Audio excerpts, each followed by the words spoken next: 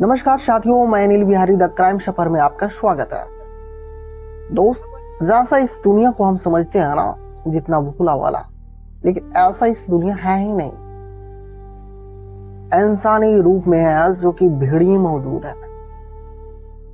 और मैं जिस भेड़िए का बात कर रहा हूं आज, आपने क्या हैवान को देखा है? यदि नहीं देखा है ना, तो इस फोटो में जो शख्स है ना, वो भोपाल का एक खूंखार दरिंदा है, एक हैवान है। एक तारीख होती है 24 सितंबर 2024 का। भोपाल का ही एक जगह पड़ता है, भोपाल का शाहजहां वार्ड। वहीं एक दादी है ना, उसकी एक प्यारी सी 5 साल की पोती होती है।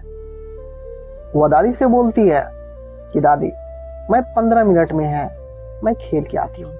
5 साल की बच्चे के साथ खेला करती थी। लेकिन आधा घंटा बीत जाता है, परंतु उसकी पोती है, वो बच्ची नहीं आती है।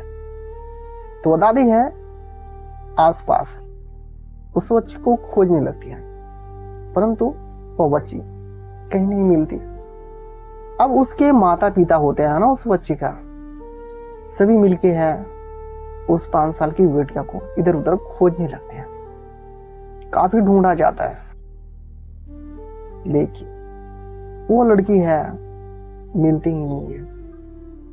अब उसके माता पिता हैं काफी चिंता करने लगते हैं, और पास के ही थाने में है उस बच्ची का गुमशुदगी का रिपोर्ट दर्ज की जाती है।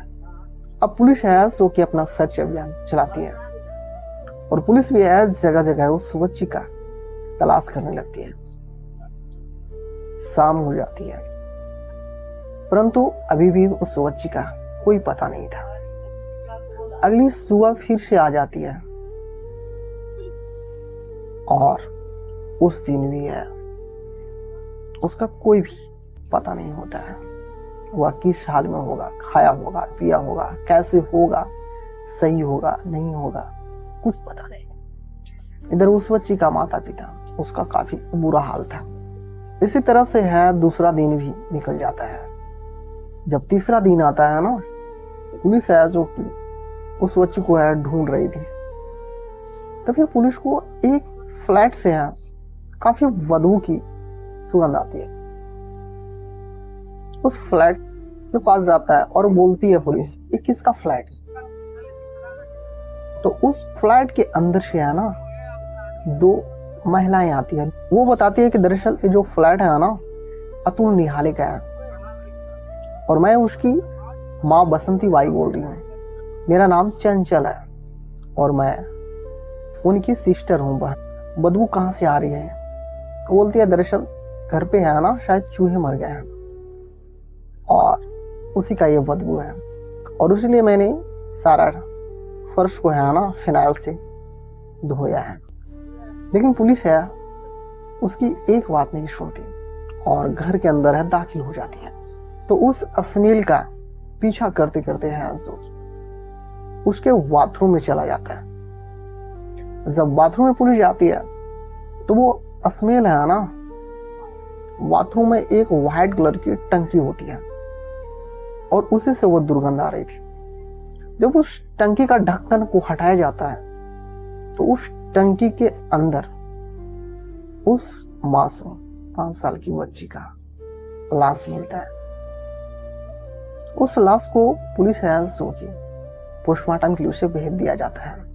अतुल निहाले और साथ ही उसकी माँ और बहन को है पुलिस गिरफ्तार करती है। अतुल निहाले को हिरासत में लेने के बाद पुलिस पूछताछ करती है। आखिर अतुल निहाले को है सो अपना जुर्म कबूल करना पड़ता है, क्योंकि वो बॉडी है उसी के घर से मिला था। मैं उसे अकेला है खेलते देखता हूँ। मैं उस बच्ची को है वहां से उठा लेता हूँ, और उठाने के बाद अपना फ्लैट में लेके आता हूँ, और उसके साथ मैं गलत काम करने का प्रयास करता हूँ। परंतु वह बच्ची काफी छोटी थी, इसलिए चाह के भी मैं उसका रेप नहीं कर पाता हूँ। पहले ही उस बच्ची का कपड़े उपड़े हटा रखे थे। एक हाथ से उसका मुंह बंद करता है, और एक पैर से है उसका पैर को फैलाता है और दूसरी हाथ से चाकू से है सो कि उस बेचारी मासूम का है तो उसके प्राइवेट पार्ट में डालता है और उस चाकू से होल करता है।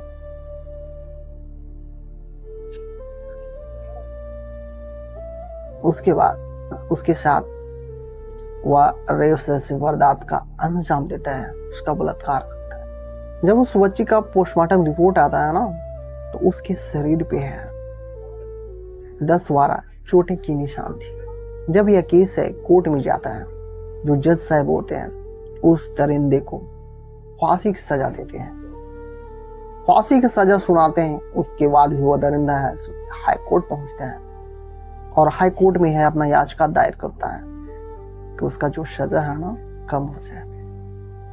परंतु जो जज साहब होते हैं ना वो भी है उस सजा को बरकरार रखते हैं।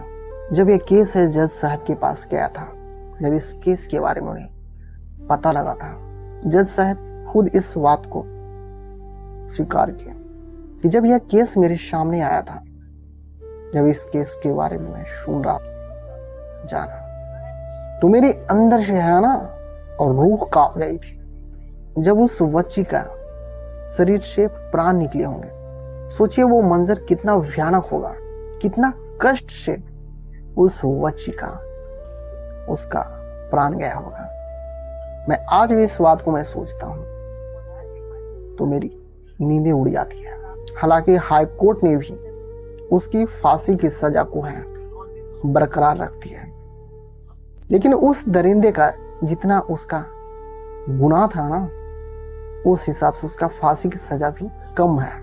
आपका क्या राय है? अपना राय भी हमारे साथ अवश्य शेयर करिएगा। दोस्त, इस वीडियो को शेयर करने के पीछे मेरा यह उद्देश्य नहीं था कि किसी भी इंसान के हृदय को मैं ठेस पहुंचाऊं, बल्कि आपको सचेत करना था, जागरूक करना था। यदि आपके भी घर में बेटियां हैं, बहन हैं, तो आप एक पल के लिए भी है क्योंकि उसे अकेला ना छोड़ें, क्योंकि ये दुनिया बहुत जालिम है। दोस्त, फिर से मिलेंगे एक सच्ची की घटना के साथ। जब तक अपना ख्याल रखें। धन्यवाद। जय हिंद। वंदे मातरम।